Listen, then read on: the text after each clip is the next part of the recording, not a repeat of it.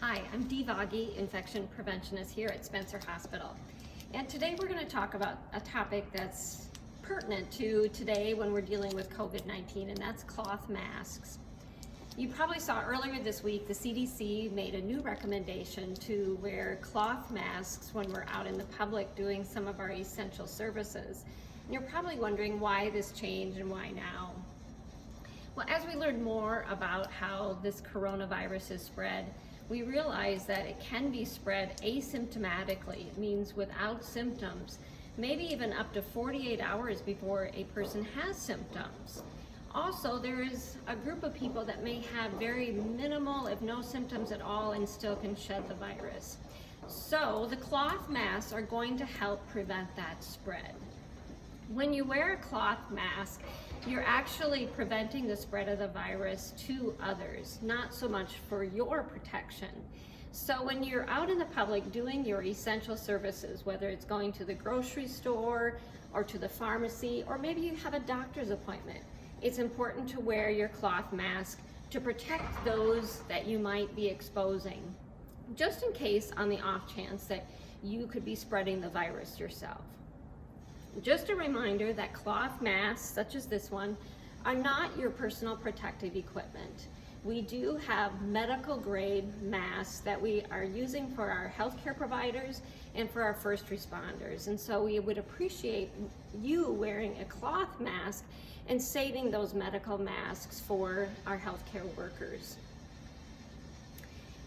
Also, just a reminder that those under 2 years of age should not be wearing a cloth mask, just for their protection.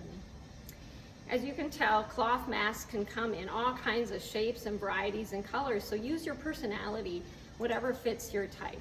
You can also use a t-shirt or even a bandana.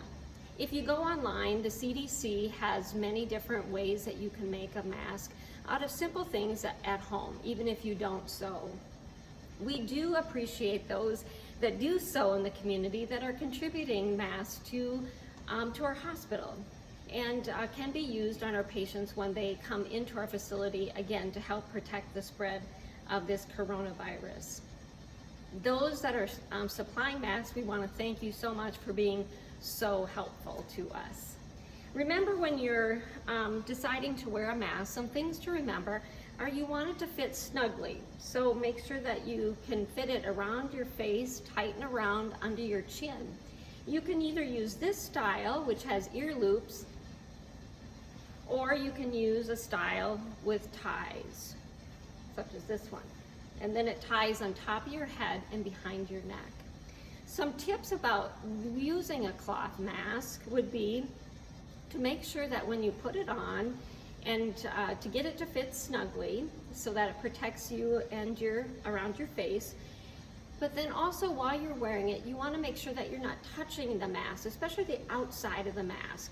The outside of the mask is considered the most dirty, so you want to avoid touching that.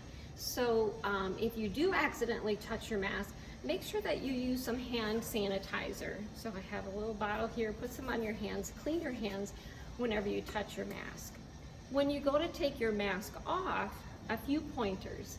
When you're wearing a mask with ties, you want to first untie the ties around your neck first, and then the ones that are on your head second, and then remove it and hold it by the ties and put it in some kind of a bag or container so you don't accidentally touch the outside of it if possible, and then wash your hands or perform some hand hygiene.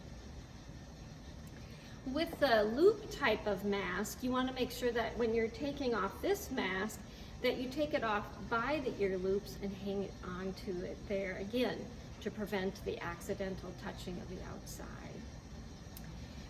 Some other tips about wearing a mask is that you want to make sure and launder it frequently. When you're breathing, you are breathing out many droplets of moisture that can build up on the mask. And sometimes that moisture will actually start to collect more germs. So make sure that you're washing it probably daily or more often. You can have maybe several that you can change out.